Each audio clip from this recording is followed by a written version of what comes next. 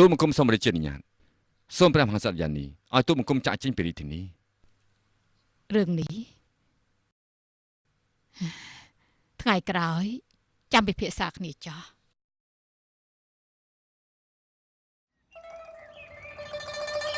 លោកគ្រូសូមលោកគ្រូបង្រៀនយើងពីវិធីធ្វើសឹកផងបានទេបានក្នុងនាមជាមហាក្សត្រទៅតែចេះពីវិធីធ្វើសឹកម្យ៉ាងទៀតព្រះអង្គរៀនច្រើនក៏ជាការល្អសម្រាប់មហាសង្ឃដែរប៉ុន្តែប្រើកងទ័ពគឺជារឿងគ្រោះថ្នាក់បើសិនជាមិនចាំបាច់ទេកុំប្រើឲ្យសុខយើងក៏ដឹងដែរលោកយករឿងសំខាន់និយាយប្រាប់យើងទៅមើលទឹកភ្លៀងមិនប្រកបធ្វើសឹកគ្មានក្បួនកំណត់ប៉ុន្តែវាក៏មានវិធីធ្វើសឹកផ្សេងដែរបើនិយាយឲ្យខ្លីនោះគឺ1 2 3 4 5 1 2 3 4 5ក្រាបទូល1គឺត្រង់2គឺជឿ3សមស្រប4ដឹង5គឺចម្លើយទី1គឺបើយើងត្រង់គឺយើងជាអ្នកឈ្នះបើគេមិនត្រង់គេជាអ្នកបរាជ័យហើយចុះទី2គឺជឿជាក់លើប្រជារាស្ត្រជឿជាក់លើមេតបនិងកងទ័ពតើសំខាន់ទេមិនជឿជាក់លើមេតបកងទ័ពនឹងខ្សោយមិនជឿជាក់លើមេតបកងទ័ពនឹងបាត់ទឹកចិត្តហើយចុះទី3នោះទី3គឺយោងទៅតាមសភាពការពេលវេលាភូមិសាស្ត្រហើយនិងមនុស្សត្រឹមត្រូវណាទី4គឺដឹងបានន័យថាដឹងមេឃដឹងដីដឹងគេដឹងខ្លួនឯងដឹងគេដឹងខ្លួនឯងយើងយល់ប៉ុន្តែដឹងមេឃដឹងដីនោះតើមានន័យថាម៉េចទៅ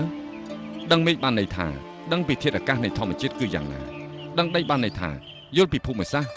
ដឹងពីរបៀបរបបនៅក្នុងតំបន់ហើយចុះទី5ប្រើកងទ័ពចម្លែកវិធីចម្លែកមនុស្សចម្លែកក្បួនចម្លែកសភាពការចម្លែកតើចម្លែកយ៉ាងណាខ្លះទៅបានន័យថាធ្វើសឹកគឺប្រើល្បិច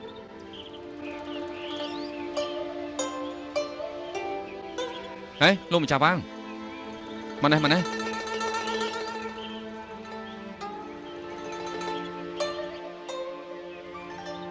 ព្រះអង្គឲ្យទូបង្គំមកមានព្រះកិច្ចការអីដែរ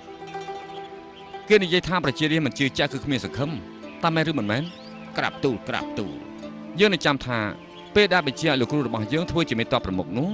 លោកបានស្បត់នឹងភ្នាល់ជាមួយគ្នាថាបើសិនជាលោកគ្រូយើងទទួលជ័យជំនះលោកគឺជាអ្នកថ្វាយបង្គំលោកគ្រូយើង3ដងតាមមែនទេព្រះអង្គរឿងនេះមែនឬមិនមែនមែនបើអញ្ចឹងឆាប់ថ្វាយបង្គំទៅព្រះអង្គទូលបង្គំ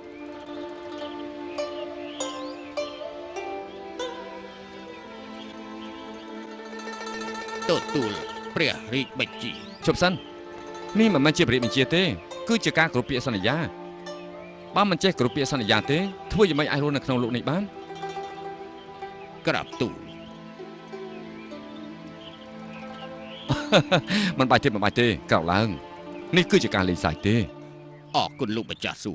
ព្រះអង្គទូលបង្គំថ្វាយបង្គំលាទៅវិញហើយលោកគ្រូប្រាប់យើងថា